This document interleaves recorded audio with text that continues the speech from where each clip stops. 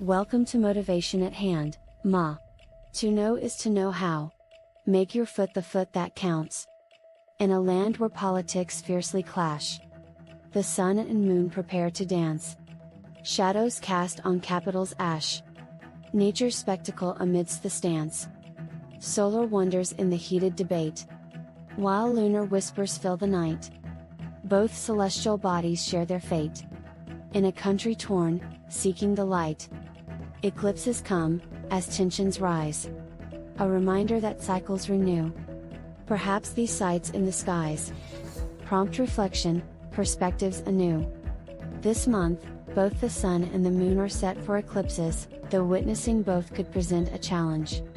On October 14th, an annular solar eclipse will be observable from 8 states in the U.S. Southwest. Such an eclipse takes place when the moon's position is a bit further from Earth, causing it to look too small to cover the sun entirely, leading to a visible ring of fire. For those not directly in the path of this ring, a partial eclipse will be visible across the entire U.S. Please remember, while lunar eclipses are safe to view directly, solar eclipses necessitate proper precautions. Later, on October 28th, a partial lunar eclipse can be seen across a vast expanse of the Eastern Hemisphere, covering regions from Europe to Antarctica and Oceania. This event, starting at 3:36 p.m. EDT, 1936 GMT, and concluding at 4:53 p.m. EDT, 2053 GMT, will see the moon dim as it moves through Earth's shadow. For those keen on photographing this celestial event, or the moon in general, this includes when using devices such as cameras, binoculars, and telescopes. Search science at nasa.gov. Eclipses Safety has a guide on safely observing the sun, provides all requisite details. During the October 14th annular solar eclipse, and any other solar eclipse, always employ certified solar filters. Historical interpretations of solar eclipses. Ancient societies sought answers when they observed the sun mysteriously disappear for a short period. They formulated a variety of explanations to account for solar eclipses. Across different cultures, tales of mythical beings consuming or abducting the sun were prevalent. Some believed the eclipse was a manifestation of disgruntled or feuding deities. Indus Kush mythology. The Puranas recount the origins of Rahu and Ketu, tracing them to the seminal epic. The Samudra Manthan is viewed as a pivotal episode in Hindu lore. This churning of the ocean has ties to the solar and lunar eclipses. As the narrative goes, when the Asuras and Devas agitated the vast ocean, it yielded Amrit. The Asuras, in their cunning, seized this elixir. To retrieve it, Lord Vishnu manifested as a beguiling maiden named Mohini.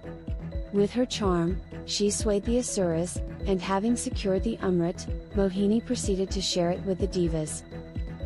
An Asura named Svarbhanu disguised himself as a Deva to sneak a share of this life-giving nectar. Yet, his ruse was spotted by Surya, sun, and Chandra, moon, who recognized him as an impostor. Upon this revelation, Lord Vishnu, wielding his discus named Sudarshan Churka, sliced Svarbhanu, cleaving his head from his body. Despite this, both parts gained immortality since Svarbhanu had managed to sip the Amrit just before. His severed head came to be called Rahu, while the decapitated body was named Ketu. From that moment, Rahu and Ketu have perpetually pursued the sun and moon, bearing a grudge for their role in Svarbhanu's bifurcation. Folklore has it that when they manage to ensnare the sun or the moon, they engulf them, resulting in solar or lunar eclipses. However, their grasp is fleeting, and the sun and moon soon re-emerge unscathed, attributed to their own immortality from the nectar. In the realm of science, Rahu and Ketu signify the junctures where the sun and moon's trajectories intersect in the celestial canvas. Thus, they are termed the north and south lunar nodes. Eclipses manifest when the moon, while traversing these nodes, aligns precisely between Earth and the sun. This alignment has fostered the myths of celestial consumption. While their movements are retrograde, distinct from other celestial entities, they aren't static. In Hindu astrology, or Jyotish Shastra, the cycles of Rahu and Ketu are integral, yet their link with eclipses has cast them in enigmatic shadows. In Vedic astrology, Rahu and Ketu are potent forces, even if they don't possess a physical presence in astronomy. Their influential roles make them indispensable in Jyotish Shastra, symbolized as mathematical points during astrological computations. The sun, a symbol for the body, and the moon, representing the mind, are believed to be profoundly influenced by these nodal points. Astrologically speaking, Rahu epitomizes excess. It's linked to challenges such as mental disorders, theft, familial losses, legal entanglements, and ailments like leprosy, skin conditions, respiratory issues, and ulcers. It is also credited with sudden shifts in fortune. However, a favorably positioned Rahu can confer valor and renown upon an individual. Greedy spirits and sun-snatching canines. The Vietnamese envisioned a colossal frog responsible for swallowing the sun during a solar eclipse. The Norse, on the other hand, ascribed this phenomenon to wolves consuming the sun. In ancient China, the culprits were envisioned as heavenly dragons feasting on the sun, leading to its temporary disappearance. The term for an eclipse, Qi Shi, known as the Lord of the Sages, was among the 9 immortals serving the Celestial Emperor in the Celestial Empire, which was the primary faith in Karatur, especially in Shulong. He was the deity of historical knowledge, legends, and customs, embodying the values of academia and reverence for tradition within the path of enlightenment. He represented the divine essence of history, folklore, and traditions, symbolizing the principles of scholarly pursuit and deep respect for heritage in the path of enlightenment. As one of the 9 immortals, Qi also held an important place in the faith of the 9 travelers. Korean myths ascribe solar eclipses to celestial dogs attempting to pilfer the sun. Many ancient communities would make loud clamors, such as banging utensils, during an eclipse. They believed this racket would ward off the malevolent beings causing the eclipse. Solar eclipse tales from Native Americans. The Pomo, native to the northwestern U.S., relate a tale of a bear instigating a brawl with the sun and subsequently biting it. Their term for a solar eclipse translates to "the sun got bitten by a bear." The narrative continues with the bear later confronting and biting the moon, resulting in a lunar eclipse. This tale possibly elucidated the close temporal proximity between solar and lunar eclipses. A furious sun. To the ancient Greeks, a solar eclipse heralded the wrath of the gods and was perceived as an omen of ensuing calamities. Historical superstitions that shaped events.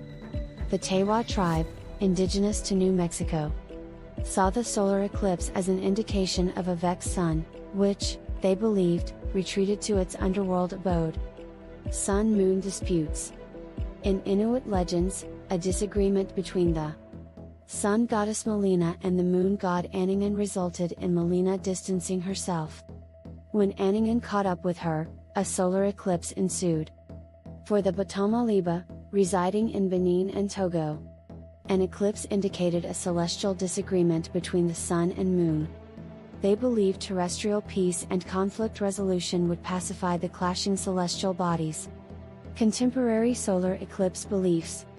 Despite modern understanding, apprehensions related to solar eclipses persist. Eclipses are often seen as harbingers of chaos, calamity, and catastrophe in various cultures.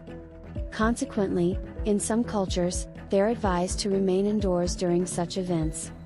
In several Indian regions, individuals observe fasting during eclipses, rooted in the belief that food prepared during this period becomes tainted. Not all eclipse-related beliefs are dire. In Italy, some think that flowers sown during an eclipse bloom brighter and more vividly than those planted at other times. The scientific perspective. Global scientific and astronomical communities have discredited these superstitions. No evidence suggests solar eclipses influence human conduct, health, or nature. However, scientists universally agree on the importance of eye protection while observing an eclipse. In the dance of sun and moon we see cycles eternal, as they're meant to be. Each eclipse, a moment's pause and play, yet the dance continues, night to day. For amidst the turmoil, stars still gleam. Eclipses pass, yet dreams still beam. Everlasting, they orbit in celestial bliss. For in nature's rhythms, nothing's amiss. Much appreciation to you for giving of your time with us at Motivation at Hand. To know is to know how. We trust you will come back soon.